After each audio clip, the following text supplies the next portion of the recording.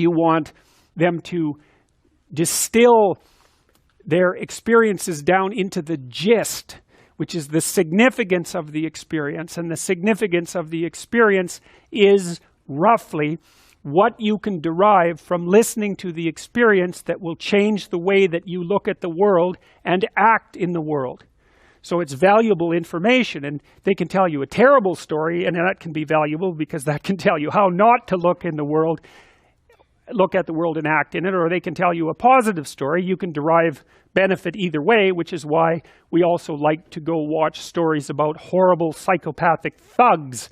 And hopefully we're learning not to be like them, although there are additional advantages in that, you might say that someone who is incapable of cruelty is a higher moral being than someone who is capable of cruelty. And I would say, and this follows Jung as well, that that's incorrect, and it's dangerously incorrect, because if you are not capable of cruelty, you are absolutely a victim to anyone who is. And so part of the reason that people go watch anti-heroes and villains is because there's a part of them crying out for the incorporation of the monster within them, which is what gives them strength of character and self-respect, because it's impossible to respect yourself until you grow teeth. And if you grow teeth, then you realize that you're somewhat dangerous, or maybe somewhat seriously dangerous, and then you might be more willing to demand that you treat yourself with respect and other people do the same thing. And so that doesn't mean that being cruel is better than not being cruel. What it means is that being able to be cruel and then not being cruel is better than not being able to be cruel. Because in the first case, you're nothing but weak and naive. And in the second case, you're dangerous, but you have it under control.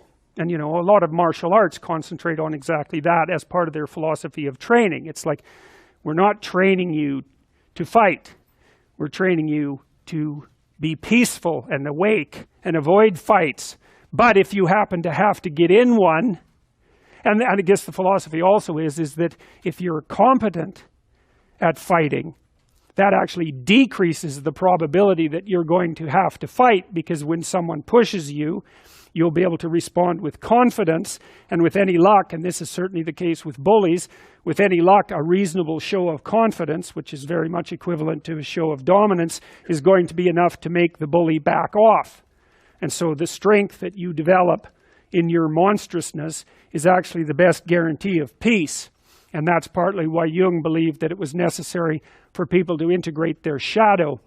And he said that was a terrible thing for people to attempt, because the human shadow, which is all those things about yourself that you don't want to realize, reaches all the way to hell. And what he meant by that was it's through an analysis of your own shadow that you can come to understand why other people are capable, and you as well, of the sorts of terrible atrocities that characterized, let's say, the 20th century. And without that understanding, there's no possibility of bringing it under control. When you study Nazi Germany, for example, or you study the Soviet Union, particularly under Stalin, and you're asking yourself, well, what are these perpetrators like? Forget about the victims. Let's talk about the perpetrators. The answer is, they're just like you.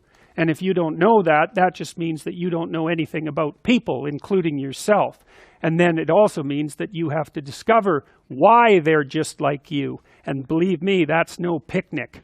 So that's enough to traumatize people, and that's partly why they don't do it. And it's also partly why the path to enlightenment and wisdom is seldom trod upon, because if it was all a matter of following your bliss and doing what made you happy, then everyone in the world would be a paragon of wisdom. But it's not that at all.